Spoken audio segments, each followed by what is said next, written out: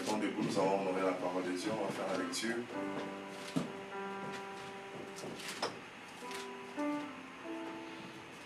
Amen.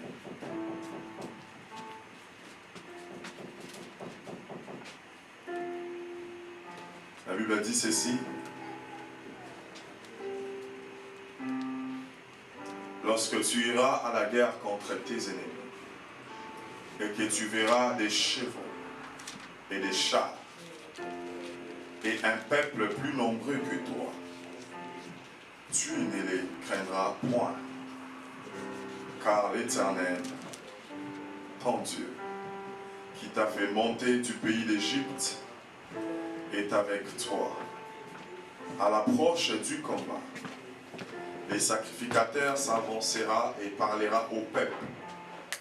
Il leur dira, écoute, Israël, vous allez aujourd'hui livrer bataille à vos ennemis. Que votre cœur ne se trouble point. Soyez sans crainte. Ne vous effrayez pas. Ne vous épouvantez pas devant eux. Car l'Éternel, votre Dieu, marche avec vous pour combattre vos ennemis, pour vous sauver. J'ai relu au nom de Jésus. La Bible dit dans Deutéronome 21:4, lorsque tu iras à la guerre contre tes ennemis et que tu verras les chevaux et les chars et un peuple nombreux que toi, tu ne les craindras point, car l'Éternel ton Dieu, qui t'a fait monter du pays d'Égypte, est avec toi. À l'approche du combat, les sacrificateurs s'avancera et parlera au peuple. Il leur dira, écoute Israël, vous allez aujourd'hui livrer bataille à vos ennemis, que votre cœur ne se trouble point. Soyez sans crainte, ne vous effrayez pas, ne vous épouvantez pas devant eux, car l'Éternel, votre Dieu, marche avec vous pour combattre vos ennemis, pour vous sauver. Nous disons Amen à la parole de Dieu. Amen. Amen. Alléluia. Amen. Amen. Amen. Amen. Amen. Amen. Nous avons ici notre thème sur la victoire. Jésus-Christ, ma victoire.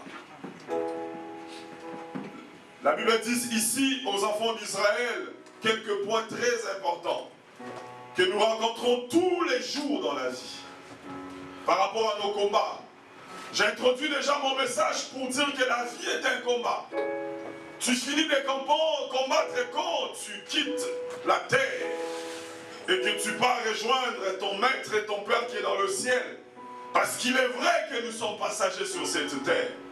Il est vrai qu'un jour, tous, sauf personne, nous allons quitter cette terre des humains, cette terre matérielle, et nous allons vivre auprès de notre maître éternellement, dans la joie et dans les bonheurs. Alors nous devons comprendre une chose. Des réalités à ne jamais ignorer. La première réalité, que dans la vie, tu as des ennemis. Alléluia. Amen. La première réalité, que tu le veuilles ou pas, dans la vie, tu auras toujours des ennemis. La deuxième réalité, dans la vie, tu auras toujours des combats. Alors la première des choses ici, avant d'introduire mon message, que tu dois comprendre, le plus important dans la vie, c'est de comprendre qui est ton ennemi ou qu'est-ce qui constitue ton ennemi. Il dit ceci, quand vous allez vous lever pour aller combattre vos ennemis, il ne dit pas que quand vous allez vous élever pour aller combattre vos frères ou vos sœurs, pour aller combattre ceux qui sont dans votre camp. Frères et sœurs, le premier pas vers la victoire, c'est de comprendre d'abord qu'est-ce qui est ton ennemi. Alléluia. Amen. Amen. Amen. Amen. Amen. La première des choses que tu dois comprendre dans ta vie, qu'est-ce qui est ton ennemi? Qu'est-ce qui est contre toi? Il dit quand vous allez vous élever et que vous allez combattre vos ennemis, soyez sans crainte. Parce que moi je serai avec vous. Plusieurs personnes combattent mais ne combatte pas les bons combats. Identifie c'est quoi l'ennemi de ta vie. Identifie c'est quoi l'ennemi de ta famille. Identifie c'est quoi l'ennemi de ton bonheur. Identifie c'est quoi l'ennemi. Qu'est-ce qui t'empêche à avancer? Ici, quand nous parlons de l'ennemi, nous ne parlons pas spécialement seulement de personnes. Ici, dans le cadre de ces contextes, oui, Israël allait combattre notre pays. Israël allait en guerre contre ses agresseurs. Mais dans la vie, comme je l'ai dit tantôt, les ennemis peuvent être une personne, mais les ennemis peuvent être aussi nous-mêmes. Ton premier ennemi dans la vie, c'est toi-même. Avant d'aller chercher l'ennemi ailleurs, ou dans ta famille, ou dans tes oncles ou tes tantes, nous, surtout Africains, quand on a des malheurs, quand on a des choses qui ne fonctionnent pas, on a toujours l'habitude d'aller chercher l'ennemi ailleurs. Ce matin, j'aimerais te dire, identifie d'abord l'ennemi qui est en toi, afin de les combattre. Amen, amen. Si tu es capable de combattre l'ennemi qui est en toi, tu seras capable de combattre tout ennemi qui est à l'extérieur de toi. Nous avons deux sortes d'ennemis. L'ennemi qui est en nous et l'ennemi qui est extérieur. Ici, quand vous lisez la parole de Dieu, vous allez comprendre. Il dit ne soyez sans crainte. Parce que la crainte peut constituer ton premier ennemi. Plusieurs personnes, à cause de la crainte, à cause de la peur, à cause du manque de courage, n'ont pas pu réaliser plusieurs projets qui allaient les apporter bénédiction. N'ont pas pu réaliser ou concrétiser plusieurs idées qui allaient apporter bonheur dans leur famille. Pourquoi? Parce que l'ennemi de la crainte a tué les projets. La crainte est parmi les tueurs des bonheurs. La crainte, tout ce que tu fais dans ta vie, tu le fais toujours avec crainte. Tu ne penses pas que tu es capable. Toi, pour toi, tu n'es bon à rien. Avant de faire quelque chose, tu te poses toujours la question, est-ce que moi je peux le faire? Il dit, quand vous allez vous lever pour aller combattre vos ennemis, soyez sans crainte. Commence à combattre l'ennemi qui est en toi avant de penser l'ennemi qui est à l'extérieur. L'ennemi qui est en toi peut être cette manque de vie de prière, cette stabilité spirituelle, cette façon d'être fort spirituellement. Avant de penser à toutes ces personnes dans la famille qui peuvent te faire du mal ou dans ton environnement, commence d'abord à éteindre et à mater sur ces désirs négatifs qui montent dans ton cœur, parce que cela peut constituer un ennemi puissant. Parce que le puissant ennemi qu'une personne peut avoir sur la terre, ce n'est que lui-même. J'aimerais te dire que personne ne peut t'arrêter si ce n'est que toi-même. Personne n'a le pouvoir de t'arrêter si ce n'est que toi-même. Frères et sœurs, tu as même le choix d'ouvrir la porte à Dieu ou pas. Le diable n'a aucune puissance sur toi si toi tu n'ouvres pas une porte. Le diable ne peut rien faire dans ta vie si toi tu le permets. Frères et sœurs, il est temps que nous puissions comprendre en réalité le diable c'est une personne dépouillée. La Bible dit à la croix Jésus-Christ l'a dépouillé. Il a dépouillé, il a livré au spectacle. Et toute la force que le diable peut utiliser pour te nuire, c'est la force que toi tu lui donnes. Le diable ne peut pas être plus fort que ce que toi tu lui donnes. Tout ce qu'il peut faire pour nuire ta vie, pour détruire ta vie, c'est la porte que toi tu l'ouvres. Et si tu le fermes, tu fermes la porte au diable dans ta vie, il ne peut rien te faire. Il ne peut rien te faire. Il ne peut pas te toucher. Parce que celui qui est en toi est plus fort que celui qui est dans le monde, comme la Bible le dit. Il dit, lèvez-vous, allez-y. Mais vous allez remarquer une chose dans les combats. Ton ennemi a des chevaux. Premier point. Ton ennemi a des chars. Il est plus nombreux que toi. Frères et sœurs, dans les combats, ce n'est pas que tu verras toujours des signaux qui vont t'apporter la délivrance ou des signaux qui vont t'apporter la victoire. Des fois, tu entres dans les combats de la vie. Tous les signaux sont négatifs. Rien ne fonctionne et rien n'est à ta faveur. Il dit, tu verras un peuple plus nombreux. Tu le verras avec les chars. Mais sache une chose, je serai avec toi. Frères et sœurs, tous nous n'avons pas eu la chance, peut-être, de bien commencer notre vie. Il y a des personnes qui ont tellement mal commencé leur vie la famille, l'environnement ne les a pas permis d'avancer. Je dis, pasteur, ce qui ne m'a pas aidé, c'est mon pays. Pourquoi? Parce que mon pays ne m'a pas accompagné, mais j'avais des talents. Si j'étais né au Canada, aujourd'hui peut-être j'allais jouer à NBA. Je l'ai dit ceci, frères et sœurs, même si tu n'as pas eu la chance de vivre dans un pays qui t'accompagne dans tes talents, tout ce que je sais, si tu associes Dieu dans ta vie, même pas à cause du basket, mais à cause d'un autre talent que Dieu a mis dans ta vie, Dieu te bénira. Il dit ceci, vous allez remarquer ces désavantages que vous avez physiquement. Vous allez remarquer qu'ils sont plus nombreux que vous. Vous allez remarquer qu'ils sont plus équipés que vous. Des fois dans les combats, quand tu entres, je ne sais pas c'est quoi ton combat. Peut-être toi ton combat c'est un combat de famille, tu veux stabiliser ta famille. Peut-être toi ton combat ce sont des études, tu veux aller plus loin dans tes études. Peut-être toi ton combat c'est trouver une bonne femme, ça arrive. Toi ton combat peut-être c'est de trouver un bon mari. Mais dans ton combat, tu vas remarquer que ce qui te décourage est plus nombreux que ce qui t'encourage. C'est ça qu'il est en train de dire ici. Il est en train de dire que tu vas remarquer qu'ils sont plus nombreux. Tu vas remarquer qu'ils sont équipés. Mais au-delà de tout cela, moi je serai avec toi. Et parce que je serai avec toi, la victoire sera dans ton camp. J'aimerais dire ceci à une personne. La victoire ou les résultats, c'est ça qui fait cesser les contestations. Ce n'est pas les combats. Ce n'est pas les moments que tu passes dans les combats. Mais c'est la fin du combat. C'est les résultats. Il dit ceci. Peut-être pendant les combats, il y aura des étapes. Mais le plus important, moi je serai avec toi. Ce matin, j'ai une bonne nouvelle pour toi. La victoire est en Jésus-Christ. Associe Jésus dans tout ce que tu es en train de faire et tu verras la victoire. Tu le verras de tes propres yeux. Tu ne peux pas combattre seul.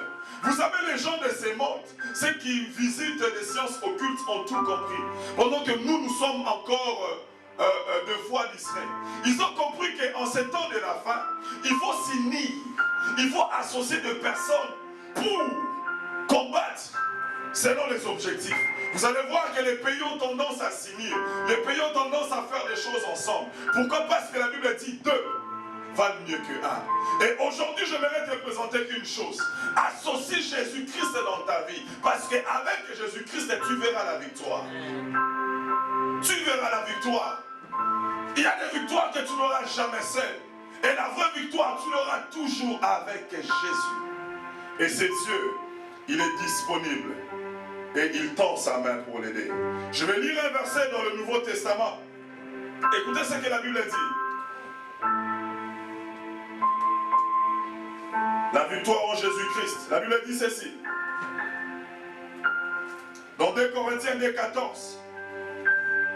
Paul est en train de dire grâce soit rendue à Dieu, qui nous fait toujours triompher en Jésus-Christ et qui répand par nous en tout lieu l'odeur de sa connaissance. Nous sommes en effet pour Dieu la bonne odeur de Christ parmi ceux qui sont sauvés et parmi ceux qui périssent. Il est en train de rendre grâce à Dieu. Vous savez pourquoi? Parce qu'il dit que Dieu, par sa vie, il est en train de répandre l'odeur de sa connaissance. Donc la connaissance de Dieu est répandue au travers de nos vies comme étant une odeur. Donc ça veut dire que Dieu est en train de dire dans la Bible qu'il est un Dieu de miracles. La seule façon de l'éprouver, c'est quand les gens regardent ta vie, quand les gens regardent les miracles qu'il est en train d'opérer dans ta vie. C'est quand les gens regardent d'où il t'a tiré et vers où il t'amène, qu'ils vont comprendre en tout lieu l'odeur de cette connaissance. Amen. Amen. La Bible dit, à partir de ma vie, il va répondre en tout lieu l'odeur de sa connaissance. Mais c'est quoi la connaissance de Dieu? Alléluia. Quand nous parlons de Dieu, c'est quoi que nous connaissons? Nous connaissons qu'il est puissant. Nous connaissons qu'il est amour. Nous connaissons qu'il est fort. Nous connaissons qu'il est au-dessus de toutes les choses. Nous connaissons qu'il a créé toutes les choses par sa parole. Et Paul est en train de dire qu'au travers de ma vie, il répand en tout lieu. Vous savez ce que j'aime avec l'odeur? Parce que tu n'as même pas besoin de ta présence physique pour que l'odeur puisse être répandue. Donc ici, nous comprenons que Paul est en train de dire que cela ne dépend même pas de ma présence physique. Dieu va prouver au monde qu'il est avec moi à cause de ce qu'il fera dans ma vie. J'aimerais dire une chose à une personne. Tu seras ici au Canada, mais les gens en Afrique vont prier ton Dieu parce qu'ils vont entendre parler ce que Dieu a fait avec toi. J'aimerais te dire que tu vas réussir tellement à un point que Dieu va prouver partout dans le monde qu'il est avec toi. Il dit l'odeur de sa connaissance. Alléluia. Les gens vont parler de Dieu à cause de ta vie. J'aimerais te dire que ta vie était comme un tableau où Dieu est en train de dessiner pour montrer au monde qu'il est puissant. Voilà pourquoi tu ne peux pas être un malheureux dans la vie ou une malheureuse. Pourquoi? Parce que les gens vont dire, lui qui part à l'église, lui il prie. Si lui qui prie n'a pas réussi, à combien de votre raison moi qui ne prie pas? Voilà pourquoi Dieu est obligé d'amener la victoire dans ta vie pour que tout le monde sache qu'il est Dieu et qu'il n'a pas changé. Frères et sœurs, quels que soient les combats que tu traverses, que tu les veuilles ou pas, il y aura la victoire dans ta vie. Écoutez ce que la Bible dit par rapport au combat. La Bible dit ceci. Nous sommes dans Ésaïe 41:10. J'aimerais t'assurer que quelles que soient les situations que tu traverses, la victoire appartient à Dieu. Et la victoire appartient à Jésus-Christ. Écoutez, il dit ceci. Si tu traverses les eaux, je serai avec toi. Et le fleuve, ils ne te subjugueront point. Si tu marches dans le feu, tu ne te brûleras pas. Et la flamme ne t'embrasera pas. Car je suis l'Éternel, ton Dieu, le Saint d'Israël, ton sauveur.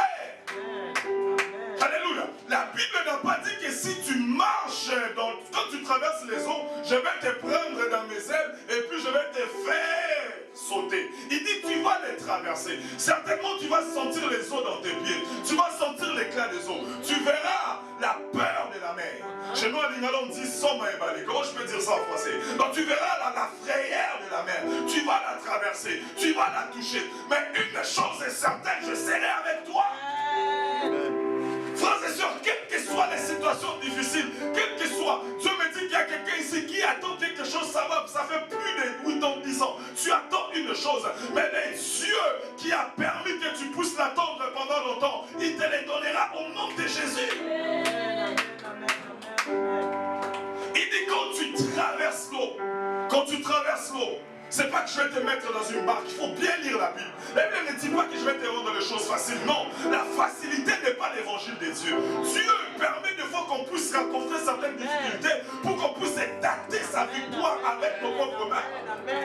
Il dit quand tu traverses l'eau, je serai là avec toi. Tes pieds vont toucher l'eau, tes mains vont toucher l'eau, tes yeux verront l'eau. La Bible n'a pas dit que quand tu vas traverser l'eau, je vais les transformer en lait. Non, tu verras l'eau. Et tu verras la frayeur de l'eau. Mais une chose est certaine, il dit je serai là avec toi. Quand le victorieux est avec nous, que tu le veuilles ou pas, la victoire est attachée à toi. J'aime la parole de Dieu. Il dit ceci. Écoutez ce que la Bible dit.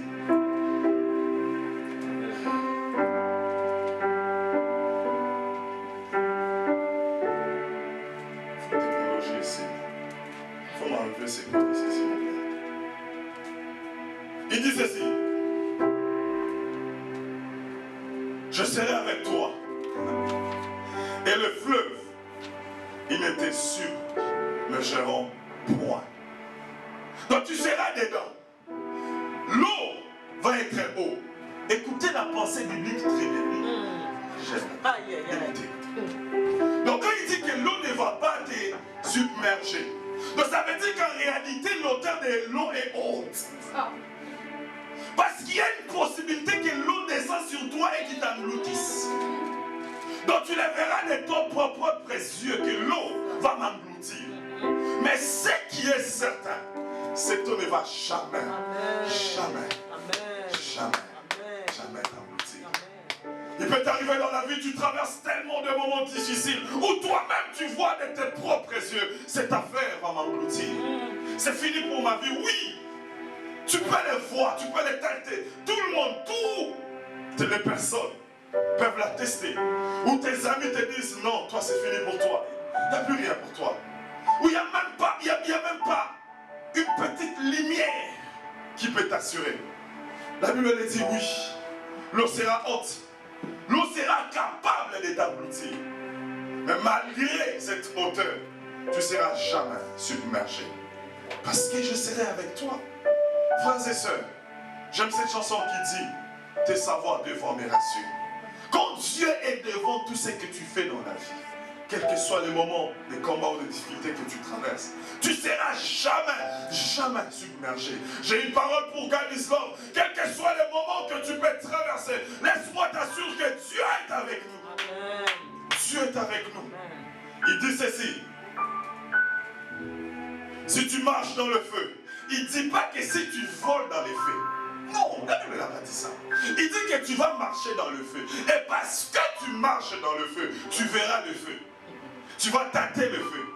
Mais ce feu ne va pas te brûler. Yes. Alléluia. J'aimerais dire une chose à une personne. C'est possible qu'on te jette dans la fosse au lion. Mais c'est impossible que les lions puissent te toucher. Amen. Alléluia. Il dit quand tu marches sur le feu. Il dit même pas la flamme ne t'embrasera. Il dit car moi je suis l'Éternel. J'aime quand Dieu se présente comme ça. Il dit car moi je suis l'Éternel ton Dieu, le Saint d'Israël et ton Sauveur. Pourquoi tu as peur? Pourquoi ta vie est devenue une collection de craintes et de peurs? Il y a des gens qui collectionnent tous les types de peurs qui peuvent exister dans le monde. Il a peur dans son cœur, il a peur dans son âme, il a peur dans son esprit, il a peur dans son poumon, dans toutes les parties du corps, il a peur. Il est là avec toi. Sois serein, lève-toi, fais ce que tu dois faire. L'Éternel va te donner la victoire. Il dit ceci dans Ésaïe 43. Non, Ésaïe 41, 10, 13. Avant c'était 43, 2. Il dit, ne crains rien, car je suis avec toi. Ne promène pas tes regards inquiets, car je suis ton Dieu. Je te fortifie, je viens à ton secours. Pourquoi tu promènes un regard inquiet? Laisse-moi te dire, c'est que tes yeux n'est pas capable de voir. Cela ne veut pas dire que Dieu n'a pas encore agi. Des fois, Dieu a déjà agi, mais il attend simplement le temps de Dieu pour que tu le vois avec tes yeux. Elle me dit, il fait chaque chose bon en son temps. Si un enfant ne peut pas sortir avant 9 mois, pourquoi tu veux précipiter les choses avec Dieu? Prends ton temps et ne sois pas inquiet. Tu verras la main de Dieu dans ta vie. Parce qu'il est là avec toi.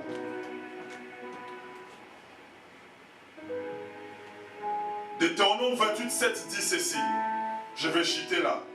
Ton seul problème, ça c'est ma conclusion, c'est parce que tu as du mal à identifier ton ennemi. Il dit ceci, l'Éternel te donnera la victoire sur tes ennemis qui s'élèveront contre toi. Ils sortiront contre toi par un seul chemin, mais ils s'enfuiront devant toi par 7 chemins. Alléluia. Je répète. Deutéronome 28, 7. L'Éternel te donnera la victoire sur tes ennemis qui s'élèveront contre toi. Ils sortiront contre toi par un seul chemin, mais ils s'enfuiront devant toi par 7 chemins. Commence d'abord à identifier c'est quoi ou c'est qui l'ennemi de ta vie. Si c'est une chose qui est en toi, commence à les combattre dans la prière.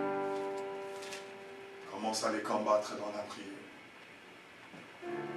Et l'Éternel te donnera la victoire. Frères et sœurs, nous sommes appelés à vivre une vie victorieuse. On n'a rien à dire encore. On a tout dit. Il est temps maintenant que notre vie puisse prêcher. Que nos entreprises fonctionnent. L'Église doit être une force. L'Église ne doit pas être un rassemblement des gens qui n'ont pas réussi. Il faut que tu réussisses dans ton domaine. Il faut que tu réussisses dans tes études. Il faut que tu réussisses dans tes entreprises. Il faut que tu sois la meilleure de ta classe. Il faut que tu sois la meilleure de ta génération. Il est temps maintenant qu'on prêche avec les réalisations de Dieu dans nos vies. Frères et sœurs, qu'on le veuille ou pas, si notre Dieu est puissant, cela doit se montrer dans nos vies. Et cela est possible par la prière. Nous sommes patients dans la prière. Mais ce qui est vrai, si tu joins tout ton cœur à Dieu, tu verras les miracles de Dieu dans ta vie. Et ce que tu cherches, tu l'auras. Dieu va te donner la victoire sur tes ennemis. Dieu va te donner la victoire sur la maladie. Dieu va te donner la victoire sur ce qui t'inquiète. Tu verras la victoire. Parce que Proverbe 18 te dit que les résultats font cesser les contestations. Nous sommes dans un monde de contestations. Plusieurs religions, plusieurs choses, plusieurs pensées, plusieurs façons de réfléchir. Mais qu'est-ce qui est vrai? C'est les résultats. Moi, je sais que c'est mon Dieu. Parce que je n'avais que 12 ans, 11 ans. Quand j'ai commencé une vie de drogue, quand j'ai commencé une vie de l'alcool, quand j'ai commencé une vie de débauche. Mais le jour que j'ai rencontré mon Jésus-Christ, ça a pris à mon Père spirituel 5 minutes pour prier pour moi. Et depuis lors, plus de 25 ans, 26 ans, j'ai arrêté toutes ces choses. Dieu m'a délivré. C'est ça les résultats dont on parle. Quelque chose que le monde ne peut pas enlever en toi, mais c'est la puissance de la prière peut enlever en toi. Quand je parle des résultats, je ne parle pas seulement des finances. Tout le monde peut avoir l'argent, mais tout le monde ne peut pas avoir la paix. Yes. Amen. Produire une vraie vie de bonheur, pas une vie de frustration. Tu peux avoir l'argent mais être frustré. Tu peux avoir l'argent. On m'a dit qu'à l'université d'Ottawa, depuis le début de session, 10 personnes, 10 étudiants se sont suicidés. 10 étudiants. Chez vous déjà un. Donc tu peux être à l'école comme moi, on n'a pas la même santé mentale. Mais quand Dieu est dans ta vie, le premier résultat c'est la santé mentale comme je disais le dimanche passé. C'est ton cœur, c'est la joie, c'est le bonheur. Et tu te jures de ce que tu as. Je n'ai pas beaucoup, mais je suis content. Alléluia. Et j'en aurai beaucoup au surnom de Jésus. Mais en attendant que j'aie beaucoup, je suis content. Je suis dans la joie. Mon esprit est dans la joie. Et l'Éternel est avec moi. Je n'ai pas besoin d'être dépendant d'une chose. Vous pensez que toutes ces dépressions, c'est pourquoi? Parce qu'on est dépendant des choses, on n'est pas dépendant de Dieu. Celui qui est dépendant de Dieu ne peut pas être dépressif. Parce que la Bible dit qu'il est une source intarissable. Quand tu es dépressif, c'est parce que ta source devient un problème. Alléluia. Amen. Alléluia. Amen. C'est parce que ta source a des limites. C'est où que tu pars déverser tes stress. Est-ce que c'est dans l'alcool? L'alcool a des limites, my God. Va déverser tes stress devant la présence de Dieu. Et tu verras la main de Dieu. Ce sont ces genres de résultats que je parle. Que le monde ne peut donner, que l'argent ne peut donner, qu'une femme ne peut donner, qu'un homme ne peut donner, qu'un enfant ne peut donner. Tu vivras dans la joie et dans la paix éternelle. La paix, on en a besoin. Le bonheur du cœur, on en a besoin. C'est ça la première bénédiction dans ta vie. Amen. Pendant que je priais, l'Éternel m'a montré des gens en bonne santé physique, mais malades mentalement. Malades dans le cœur. Toujours fâchés, toujours fâchés. Et dans son environnement, tout ce qu'il fait, c'est répondre à la frustration. Il y a des gens, quand il est à côté de toi, tu sens la frustration. Parce qu'il n'y a pas de bonheur intérieur d'abord. La première victoire que Jésus-Christ te donne aujourd'hui, c'est la victoire sur toutes ces dépressions, tous ces problèmes mentaux, tous ces problèmes de la vie. Le monde a monté suffisamment que le matériel a des limites. N'est-ce pas que nous avons vu des millionnaires s'enlever la vie? Nous avons vu des stars, des connus. Toi qui fais n'importe quoi sur Facebook pour avoir des vues. Il y a des gens plus connus que toi, mais qui sont ôtés la vie parce qu'ils ont manqué la paix intérieure. Un combat de tous les jours. La paix mentale. Mentalement, tu as la paix. Et ça, il n'y a que Jésus-Christ qui peut te le donner. Alléluia. Même si tu as des choses que tu cherches et que tu manques, mais tu as la paix et la joie. Je ne cesserai de répéter ce témoignage. Un pasteur m'a dit, il dit, j'étais dans une autre religion, mais ce que j'ai et ce qui m'a attiré chez les chrétiens, c'est parce que je voyais des gens plus pauvres que moi, m'avoir la joie que moi je n'avais pas, malgré que j'étais leur patron. Et je comprends pourquoi Jésus-Christ, avant de monter, alors que les apôtres attendaient l'onction, comme Élisée avec Élie, il dit, je monte, mais je vous laisse la paix que le monde ne peut donner. Il n'y a pas de victoire dans la vie sans la paix. Frère, tout ce que tu cherches, si cela ne t'amène pas la paix, ce n'est pas une victoire. C'est bien de courir dans le mariage, c'est bien de courir devant un homme, mais est-ce que cet homme va t'amener la paix? Est-ce que cette femme va t'amener la paix? Est-ce que ces enfants que tu cherches vont t'amener la paix? Combien de parents se sont suicidés suicidés à cause de leurs enfants? Combien de mamans se sont suicidées à cause de leurs enfants? C'est bien d'avoir les enfants, c'est bien d'avoir un homme, c'est bien d'avoir une femme, mais il faut l'avoir dans la présence de Dieu pour que la paix reste dans ton cœur. Combien de gens qui étaient bien? Je priais pour une maman au Congo. Elle me dit, pasteur, j'ai jeûné, j'ai prié. Vous savez, les travails au Congo, il faut prier pour en avoir. C'est pas comme ici, tu amènes ton CV et puis tu as un travail. Et son mari a eu le travail. Oh my God. C'était le début de la carrière à la maison. L'homme qui était doux. Vous savez, il y a des hommes doux quand ils n'ont pas d'argent. Alléluia. À peine tu pouvais écouter sa voix. Chérie. Mais quand il a eu un travail et qu'il pouvait avoir l'argent, c'est une histoire vraie. Je pense que ceux de ma famille vont comprendre de qui je parle. Jusqu'au point, cet homme est devenu tellement turbulent qu'un jour, la dame l'a attrapé avec des jeunes filles et lui était dans sa Mercedes. Vous savez ce que cet homme a fait? Quand sa femme l'a arrêté, il a tamponné sa femme. Il a tamponné. Il a brisé une jambe. L'homme qui était doux à la maison. Et la femme, c'était une femme de prière. Vous savez, Dieu, c'est un papa. Des fois, quand tu insistes, tu insistes. On a vu ça avec Sarah, non? Sarah a insisté, il a envoyé sa servante auprès d'Abraham. Dieu a donné un enfant. C'est Dieu qui donne un enfant. C'est ça. Mais qu'est-ce que l'enfant a amené à Sarah plus tard et la servante? La pleure. Des rancines et des problèmes.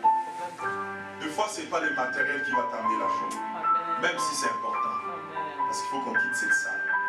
Mais c'est la paix d'abord que Dieu donne par rapport à ses actions. Et quand l'homme est rentré à la maison, cette femme s'est mise à genoux.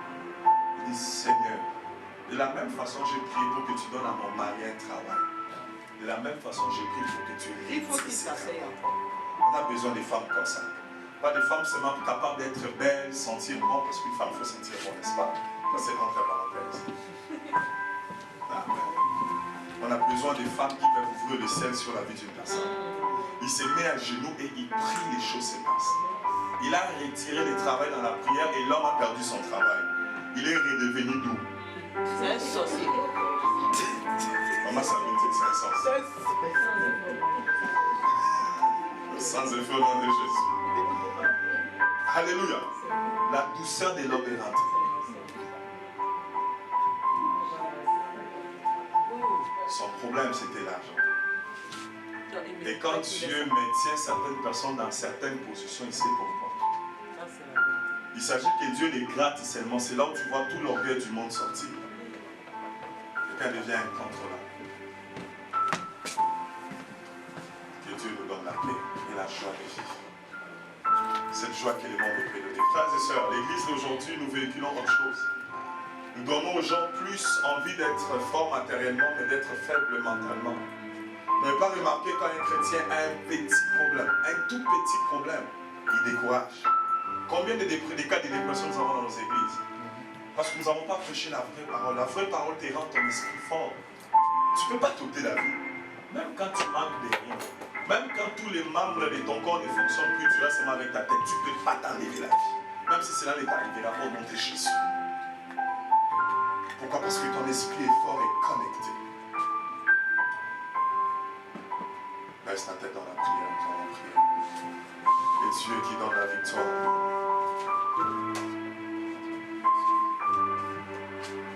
Augmente juste le volume de ton piano. Et continue à taper sur ton